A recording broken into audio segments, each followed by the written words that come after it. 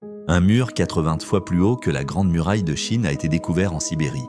Des blocs pesant 3000 tonnes ont été assemblés à la perfection pour former un mur de plus de 1200 mètres de haut. Si les géologues affirment qu'il est naturel, une grande forme rectangulaire a été découpée dans le mur, donnant ainsi l'impression que le côté du mur est une entrée suffisamment grande pour qu'un être de 3 mètres puisse le franchir sans difficulté. Tout cela, et bien d'autres, nous laisse avec des questions que la science ne peut expliquer complètement. Qui a construit ce mur et comment ont-ils réussi à déplacer avec précision des blocs de 3000 tonnes à des centaines de mètres de hauteur? Ce ne sont là que quelques-unes des questions laissées par les mystérieux mégalithes de Gornaya Shoria.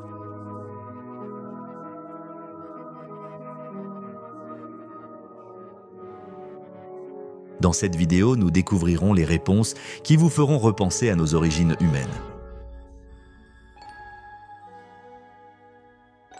Pendant près d'un demi-siècle, des rumeurs circulaient au sujet d'une cité de géants cachée quelque part en Russie. Plus précisément, on la disait en Sibérie, où se déroulaient de nombreux événements inexpliqués.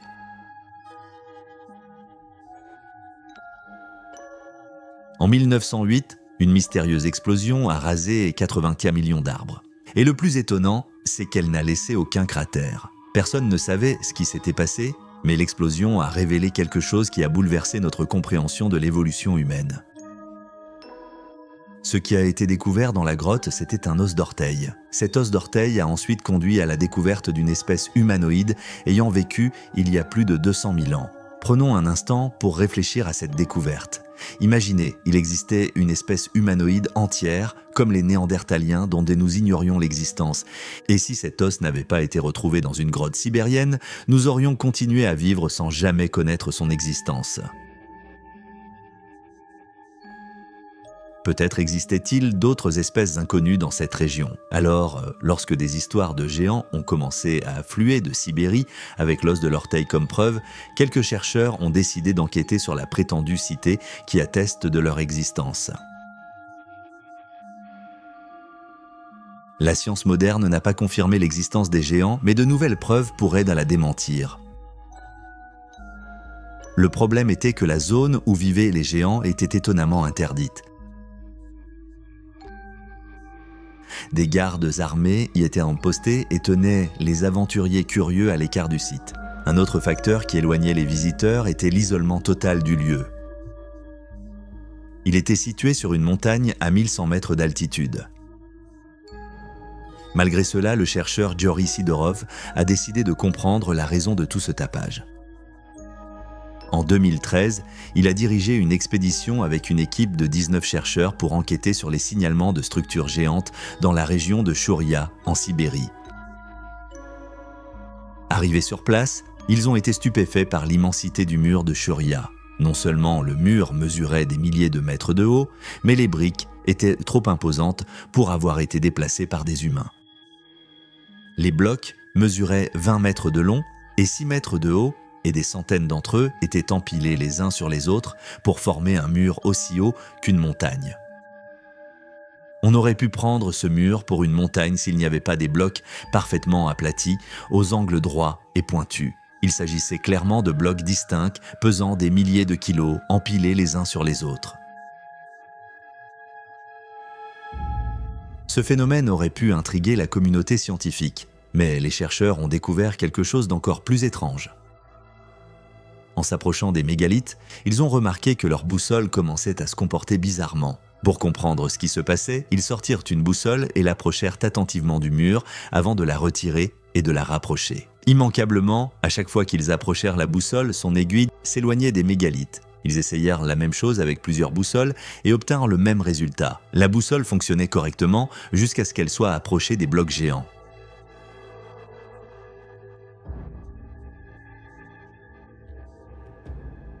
Comme si cela ne suffisait pas une fois à proximité, les chercheurs ont remarqué autre chose. Les pierres présentaient des traces de brûlure et certaines roches étaient partiellement fondues. Cela semblait être l'effet d'une activité humaine, la structure étant située dans une région généralement froide.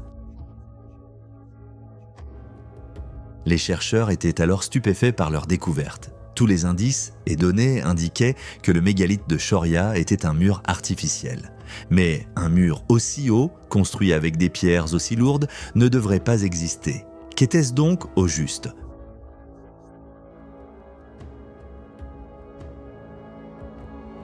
Jusqu'à présent, les pierres les plus lourdes déplacées par l'homme se trouvent à Baalbek, au Liban. Les structures y sont massives. L'une des plus grandes pierres extraites de l'histoire se trouve également à Baalbek. Elle est appelée la pierre de la femme enceinte et pèse plus de 50 000 femmes enceintes, soit environ 1000 tonnes.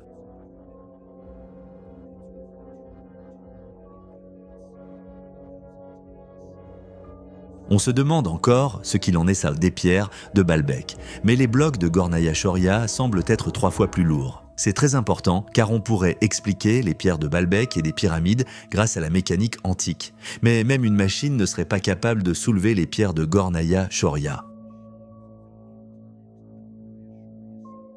Cela signifie que nos ancêtres étaient peut-être bien plus grands et plus forts qu'on ne le pensait. Bien sûr, les scientifiques seraient les derniers à accepter cette position car cela pourrait les faire passer pour des fous et affecter leur financement. N'oubliez pas qu'il est plus important pour les scientifiques et les universitaires de paraître logique que d'être logique.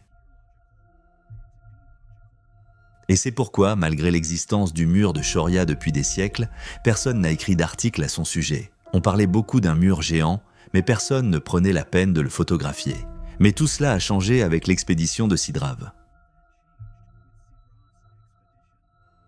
Après l'expédition de Sidrave, des photos des mégalithes de Gornaya Shoria ont été rendues publiques. Leurs angles droits prononcés ont attiré l'attention de tous. Ces phénomènes ne pouvaient être naturels. Mais en même temps, les blocs étaient trop gros pour être déplacés par l'homme ou la machine. Beaucoup de gens voulaient donc voir les mégalithes de leurs propres yeux. Quand je dis beaucoup de gens, je parle des habitants de la région. L'histoire fit sensation, mais en Russie car Sidrave était russe. Puis, un certain John Jensen, qui fréquentait des forums russes, découvrit l'histoire et la diffusa dans le monde anglophone. Jensen écrivit un article sur ce qu'il appelait les super mégalithes de Sibérie. Il a également inclus des photographies trouvées sur des blogs russes, révélant l'immensité de la structure sibérienne. Les photos ont commencé à circuler, tout comme les détails époustouflants. Pour commencer, le matériau dont étaient faits ces blocs était le granit. Et le granit, soit dit en passant, est le matériau dont sont faites les pyramides et bien d'autres structures antiques. Les roches étaient de plates et avaient des arêtes vives, comme taillées en blocs. Certaines photos montrèrent des membres de l'expédition de Sidrave debout à côté des blocs.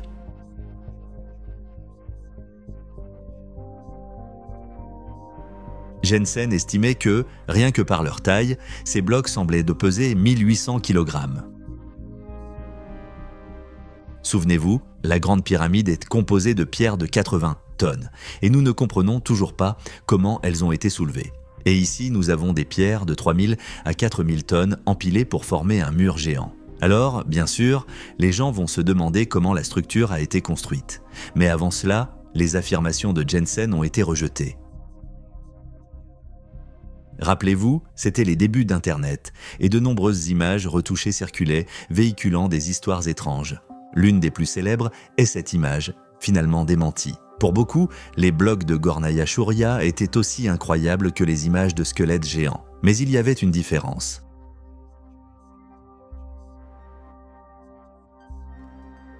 Le squelette géant s'est avéré être un faux, tandis que les mégalithes de Shoria ont finalement été localisés et figurent désormais sur Google Maps. Personne ne peut donc plus le nier. Le mur existe bel et bien en Sibérie. Mais la question est, pourquoi personne ne l'a-t-il étudié depuis 10 ans ? Aucune mission archéologique n'a été menée. Et la plupart des chercheurs ont vaguement diagnostiqué cette structure comme une formation naturelle sans même l'avoir vue en personne. On dirait presque qu'il y a une dissimulation. Il ne nous reste plus que théories et spéculations.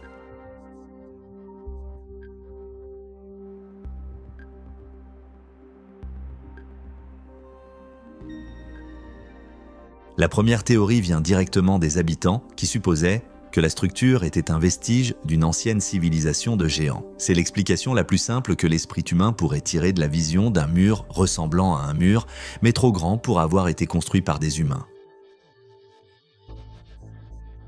Elle a été construite par des géants. Croyez-le ou non, mais c'est la théorie courante des habitants des environs et elle est ancrée dans la mythologie culturelle de la région.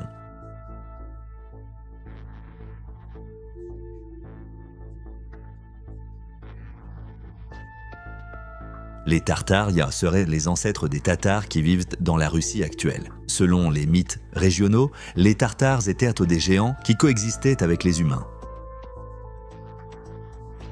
Les représentations de ces géants sont nombreuses, mais sont-elles authentiques? Eh bien, les scientifiques dans les Cétaux n'ont trouvé aucune preuve de leur existence. Mais jusqu'en 2010, ils n'avaient trouvé aucune preuve de l'existence d'une autre espèce, les Denisoviens. On les présentait comme les demi-géants descendants des véritables géants. La communauté scientifique les a donc naturellement écartés, les considérant comme des personnages mythiques. Mais ils ont ensuite trouvé un os d'orteil, ce qui a conduit à la découverte d'une espèce humanoïde dont nous ignorions l'existence. Certains spéculent que les Denisoviens et les Tartares ne font qu'un. Le Denisovien moyen mesurait 2,18 m. Et cela se passait il y a des centaines de milliers d'années, lorsque les autres espèces humanoïdes mesuraient environ 1,50 m. Les histoires de géants qui se sont développées et transmises par les chansons et les récits ont donc peut-être exagéré la différence de taille. Ou peut-être les Tartares descendaient-ils bel et bien de géants préhistoriques. Cela paraît incroyable. Mais regardez les poulets, descendants des dinosaures. Des centaines d'animaux préhistoriques étaient bien plus grands que leurs descendants modernes. Pourtant, nous pensons que nos ancêtres avaient à peu près la même taille et le même poids que nous. Des documents décrivent des rencontres avec des Tartares. Le fait qu'ils habitent un lieu où se trouve l'imposant mur de Shoria renforce encore cette théorie. Si l'on suit la théorie Tartare jusqu'au bout, les géants furent finalement anéantis et ne laissèrent derrière eux aucun monument, hormis des ruines comme le mur de la Shoria.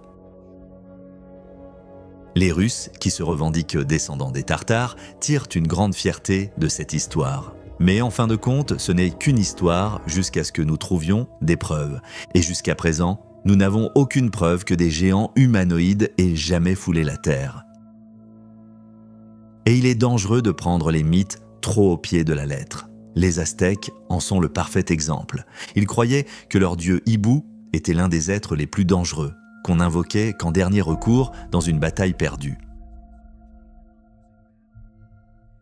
Incapables de distinguer amis et ennemis, ils tuaient tout le monde. Ainsi, tout au long de leur règne de 200 ans, ils ne l'invoquèrent jamais vraiment. Mais lorsque l'armée espagnole s'approcha et qu'il devint évident que les Aztèques allaient perdre, ils invoquèrent finalement le dieu Ibu. Il s'avéra que le dieu Ibu n'était en réalité qu'un Aztèque déguisé en hibou. Ils le déguisèrent en hibou et le jetèrent sur le champ de bataille. Les Espagnols furent désemparés lorsqu'ils aperçurent un homme complètement défoncé qui tirait aux fléchettes déguisé en hibou. Mais cela ne les arrêta évidemment pas. Ils le tuèrent. Et cela a mis fin à l'Empire aztèque. Donc oui, les mythes ne peuvent pas être considérés comme des faits. Parfois, ils se contredisent, même, comme dans le cas du monolithe de Baalbek que j'ai mentionné plus tôt. On l'appelle la pierre de la femme enceinte et l'histoire qui l'entoure raconte ceci. Une femme enceinte s'est retrouvée sans soutien de famille. Elle s'approcha d'une pierre géante et commença à la pousser. Bien sûr, la pierre resta immobile. Mais cela attira la curiosité des villageois qui demandèrent à la femme ce qu'elle faisait.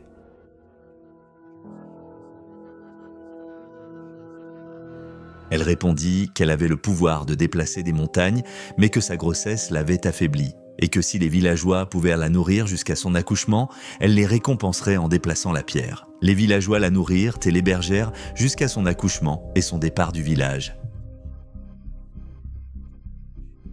Elle n'a laissé aucune trace, si ce n'est son histoire, toujours associée à la pierre de Baalbek. Le problème est donc que cette histoire était probablement inventée, car ceux qui extrayant la pierre disposèrent déjà d'un mécanisme pour déplacer des blocs géants. Ils n'avaient pas besoin de nourrir une femme enceinte dans l'espoir qu'elle puisse pousser la pierre. Tout cela prouve que lorsque les humains rencontrent quelque chose de magnifique, ils inventent les histoires les plus folles à son sujet. Et comme les blocs de Gornaya Shoria sont 3 à 4 fois plus gros que les pierres de Baalbek, il est logique que les queues qui entourent la structure soient également beaucoup plus hautes. Une histoire raconte que des géants ont construit ce mur pour se protéger d'une autre tribu de géants. Un autre décrit une ancienne cité géante détruite par un déluge. Mais au final, ce ne sont que des histoires jusqu'à ce que nous obtenions des preuves.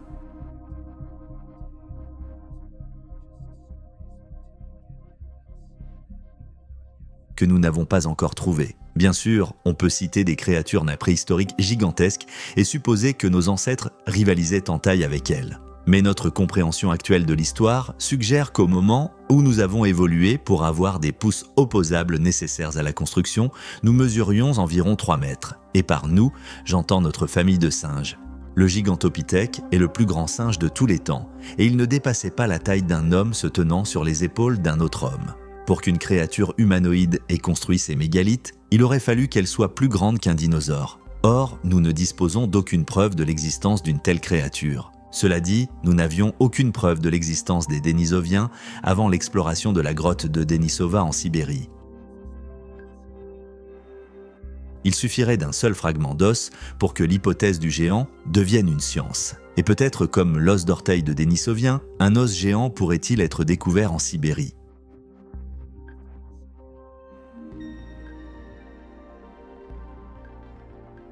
Il existe ensuite la théorie des anciens avancés, qui couvre non seulement ces monolithes, mais aussi d'autres structures gigantesques comme les pyramides de Gizeh. Selon cette théorie, les blocs auraient été déplacés non pas par des géants, mais grâce à une technologie avancée. Et pour être honnête, c'est plus crédible, parce que la technologie disparaît plus facilement que la biologie. Il est possible que la technologie actuelle soit anéantie par un cataclysme. Par exemple, nous possédons des bâtiments gigantesques que nos descendants pourraient croire construits et utilisés par des géants. L'hypothèse des anciens avancés est problématique car elle va à l'encontre de notre compréhension actuelle du progrès technologique. Le consensus actuel est que les humains sont passés des simples outils de l'âge de pierre aux outils en bronze et en métal pour finalement découvrir des machines simples et développer une technologie avancée. Or, l'hypothèse des anciens avancés suggère que nos ancêtres étaient bien plus avancés technologiquement qu'on ne le pense. Ils disposaient de machines avancées qui leur ont permis de créer des structures gigantesques comme les pyramides et le mur de Gornaya Shoria. Mais, à un moment donné, un cataclysme a anéanti leur technologie. Et l'humanité est revenue à un état de départ très primitif. Et notre histoire ne fait que le rappeler. L'un des plus fervents défenseurs de cette théorie est Graham Hancock, qui n'a pas beaucoup parlé de Gornaya Shoria, mais qui a beaucoup parlé de l'apocalypse antique. Hancock suggère qu'un déluge massif ou un impact de comète s'est produit il y a environ 12 800 ans et a anéanti la plupart des civilisations préhistoriques. Et honnêtement, c'est assez logique. Les premiers humains, biologiquement similaires à nous, sont apparus il y a environ 300 000 ans. Et nous pensons que tous les progrès que nous avons réalisés, depuis les outils de pierre jusqu'à vous, qui regardez cette vidéo pendant votre déjeuner, se sont produits au cours des 5000 dernières années. Cela paraît bien plus incroyable que de prétendre que nous avons connu des avancées et des reculs technologiques au cours des centaines de milliers d'années qui nous ont précédés. Bien sûr, nous ignorons totalement à quoi ressemblaient les machines et la technologie de nos ancêtres préhistoriques. Mais nous savons qu'au minimum, elle était capable de construire les grandes pyramides. Et une telle technologie aurait pu servir à construire le mur de la Shoria. De plus, l'aspect cataclysmique de la théorie de Hancock est étayé par des preuves. Les mythes du déluge existent dans presque toutes les cultures. Ce n'est pas une coïncidence. Il existe également des preuves que l'océan a recouvert la Sibérie et l'Égypte à un moment donné. Ainsi, au moins, l'ancienne hypothèse apocalyptique est acceptée par tous. Mais l'opinion dominante actuelle est que nos ancêtres n'ont pas perdu leur technologie lors d'un déluge géant. Ils ont toujours été primitifs et ont survécu à l'apocalypse en tant que peuple primitif. Ils ont ensuite continué à être primitifs jusqu'à l'âge du bronze. Cette version de l'histoire est facile à comprendre, mais encore une fois, elle n'a aucun sens. Nous avions déjà développé des cerveaux de la même taille qu'aujourd'hui. Il y a peut-être quelques centaines de milliers d'années, nous avons connu la même accélération du progrès qu'au cours des 10 000 dernières années.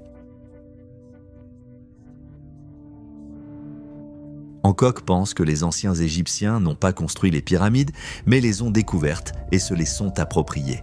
Il se peut que quelque chose de similaire se soit produit avec les mégalithes de Sibérie. Les preuves de la présence d'une porte dans cette structure révèlent qu'elle servait de mur, même si elle n'avait pas été construite à cette fin par les premiers Sibériens. Peut-être l'ont-ils découverte après l'Apocalypse. Le problème avec la théorie des anciens avancés est qu'elle repose sur de nombreuses hypothèses. Si de grandes structures existent, elles sont construites grâce à une technologie avancée. Et si un événement apocalyptique se produisait, il anéantirait la technologie existante. Et une grande partie de cela est une histoire. Pour être honnête, c'est une histoire qui a du sens et qui est vraie dans une certaine mesure, mais elle pèche par ses détails. En l'absence de documents historiques, il est littéralement impossible d'avoir raison sur des points précis. Et Graham Hancock s'est trompé à propos de Göbekli Tepe qu'il a tenté de présenter comme une pyramide pour imposer son point de vue sur les pyramides et l'énergie. Dès qu'on cherche à prouver quelque chose, on cesse de chercher la vérité. Mais puisque nous cherchons la vérité, passons à la théorie suivante, celle des extraterrestres.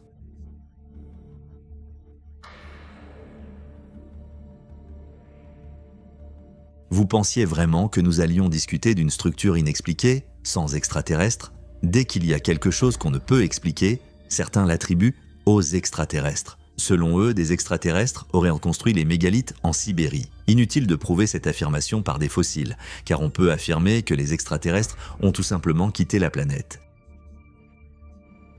Et croyez-le ou non, c'est là une faiblesse de cette théorie. En science, il faut formuler des affirmations falsifiables qui résistent aux tests et prouvent qu'elles sont vraies. La gravité existe et peut être testée en faisant tomber des objets. C'est ça, la science. La preuve la plus proche que nous ayons de l'existence d'extraterrestres anciens est la représentation d'êtres extraterrestres sur des gravures anciennes. Mais rappelez-vous que nos ancêtres sculptaient des hommes à tête de lion. Et ces sculptures n'existeraient pas. Alors, prétendre que des extraterrestres ont construit quelque chose et sont partis sur la base d'une gravure étrange est un peu exagéré. Et son principal inconvénient est que même les Sibériens n'y croient même pas. Cela ne fait partie ni de leur mythe, ni de leur légende. De plus, ces étranges sculptures extraterrestres ne viennent même pas de Sibérie. De plus, pourquoi les extraterrestres auraient-ils besoin de construire un mur quelconque en Russie ? Ça n'a même pas de sens comme une histoire. Mais croyez-le ou non, la science derrière le mur de Shuria est encore plus folle que la théorie extraterrestre.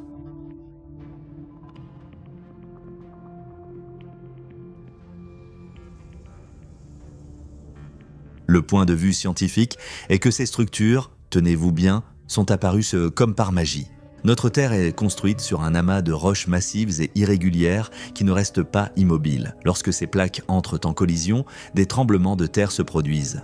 Parfois, les plaques peuvent se déplacer de telle manière que la terre est soulevée, créant ainsi des montagnes.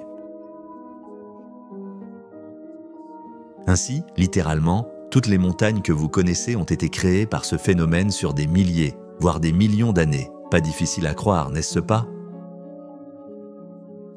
La nature peut créer une forme triangulaire sans que nous y voyions d'inconvénient. Mais dès que cette forme devient rectangulaire, il devient soudain impossible de croire qu'elle est apparue comme ça. Avant d'expliquer la science derrière tout cela, je tiens à vous préciser que même cette explication ne couvre pas tout, car il y a un mystère au bout. Commençons donc par le fait que les formes géométriques les sont omniprésentes dans la nature. La nature peut donc créer des choses extraordinaires. Et ce n'est pas parce que c'est magnifique que c'est forcément l'œuvre de l'homme. Cela s'applique à de nombreuses structures, y compris les formations rocheuses. Les mégalithes de Shuria en sont un exemple. Voici une autre formation présentant une érosion très géométrique. Si cette formation était suffisamment proche d'une étendue d'eau, ces fissures se seraient séparées en blocs individuels. L'eau traverserait les couches plus tendres et transformerait cette formation unique en un empilement de blocs individuels. Comme vous pouvez le constater sur cette image, les roches peuvent se diviser assez nettement, sans intervention humaine. Or, c'est ce qui s'est produit, selon les scientifiques, à Gornaya Shuria. Et si vous dézoomez suffisamment, vous constaterez que cette structure ressemble davantage à une montagne qui a pris l'air plutôt qu'à un véritable mur. Il s'agit donc essentiellement d'un amas de montagnes fines, marqué par une érosion géométrique sans plus.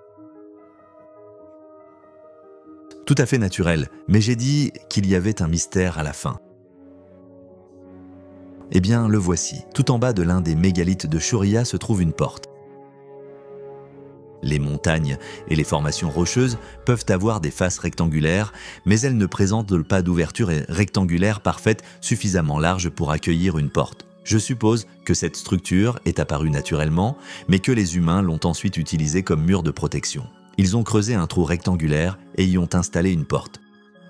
Donc, les gens ont utilisé les mégalithes comme murs, mais ils ne l'ont pas construit, c'est mon point de vue. Mais qu'en pensez-vous ? Êtes-vous partisan de la théorie des géants ou de celle des anciens avancés ? Je crois d'ailleurs à la théorie des anciens avancés, mais je pense simplement que cette formation n'est pas de leur fait. Ils sont probablement responsables des pyramides. J'ai d'ailleurs réalisé une vidéo à ce sujet, alors n'hésitez pas à la regarder.